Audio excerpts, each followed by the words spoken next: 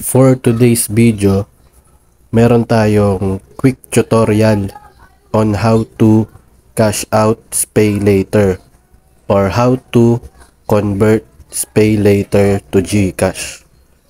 So, ang dami kasing nagtatanong kung paano nila may ka-cash out yung pay later nila para ma-transfer sa GCash account nila.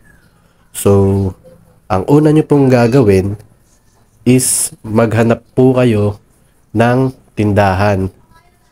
Itanong nyo po sa tindahan kung nag-accept sila ng payment using ShopeePay or SpayLater. So, once na makahanap kayo ng tindahan na nagko-convert ng SpayLater, ay pwede nyo pong ipa-convert doon. So, bibigyan ko kayo ng sample guys. Dito kasi sa tindahan namin ay nagko-convert kami nung SpayLater. So, may mga customer kami dito sa tindahan na nagpapa-convert. So, kung wala kayong mahanap na tindahan dyan sa lugar nyo, pwede nyo po akong i-message sa Facebook. Nandyan po sa baba ng comment section and description ng video yung link ng Facebook account ko kung sakaling wala kayong mahanap. So guys, tuturo ko sa inyo yung method kung paano namin kina-cash out dito sa tindahan namin yung SpayLater. So sample guys, ito yung first step. I-click nyo po yung ShopeePay. Once na maklik nyo po yun sa homepage, ito po yung lalabas na dashboard. So makikita nyo po, meron dyang scan.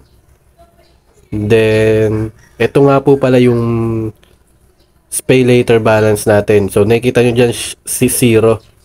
So, ShopeePay balance po yan. So, iba po yung balance ng SpayLater. So, ito po yung balance ng SpayLater ko.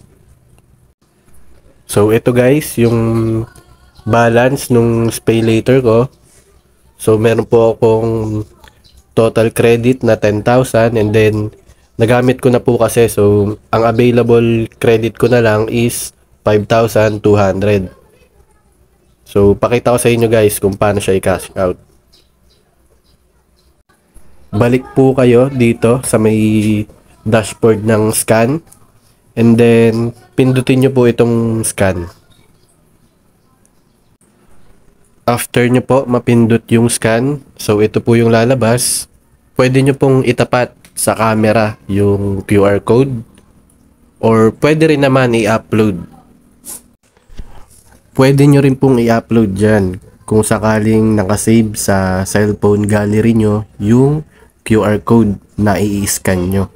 So, katulad dito guys sa tutorial natin, nakasave po sa cellphone ko yung QR code ng tindahan namin. So, ang gagawin ko po is i-upload ko po siya. So, after nyo po mascan, i-input nyo lang po yung amount na kung magkaano yung gusto nyo pong i-cash out or ipa-convert. So sample guys, ito sa tindahan namin, magka-cash out ako ng 5,000. So input po yung 5,000 na amount and then next.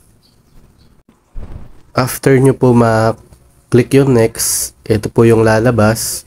So lalabas po dyan yung total balance nung SpayLater natin. So kanina meron tayong 5,278. So ayan po yung balance natin. So ika-cash out po natin yung 5,000 na na-input natin kanina. So ayan po nasa baba.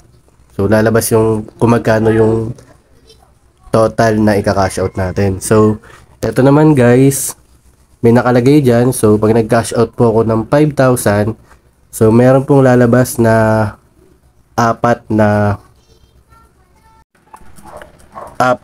choices. So mamili na lang kayo guys kung ilang months nyo siya gustong bayaran. Meron dyan 1 month, 3 months, 6 months hanggang 12 months. So naka-indicate na rin dyan kung magkano yung babayaran nyo per month. So, kung nakapili na kayo guys, kung ilang month nyo gusto bayaran, yung ipapa-cash out nyo, click nyo lang po itong Pay Now. So, kiklik ko na po yung Pay Now. So, after ko po maklik yung Pay Now, so, ito na po yung lalabas guys. So, successful na i-cash out na natin yung 5,000 na Pay Later. So, ganun din guys, kung magpapa-cash out kayo, ganun lang rin yung gagawin nyo. Hanap lang kayo ng tindahan dyan sa lugar nyo na nagka-cash out ng Pay Later. Tanongin nyo na lang guys. At kung wala naman kayong mahanap na tindahan na nagka-cash out ng Pay Later, ito po yung Facebook account ko. Message nyo lang ako dyan guys. So, kung wala kayong makitang tindahan sa lugar nyo na nagka-cash out, message nyo lang ako dyan sa Facebook ko. Nandyan yung link ng Facebook account ko sa comment section or nandyan sa video description.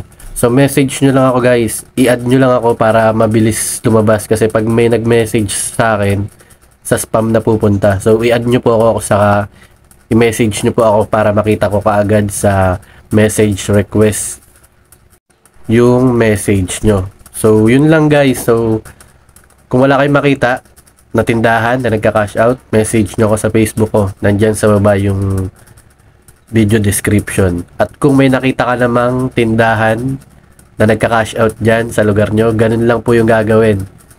So, sana naturuan ko kayo on how to cash out Pay Later. So, yun lang guys. So, maraming salamat sa panonood.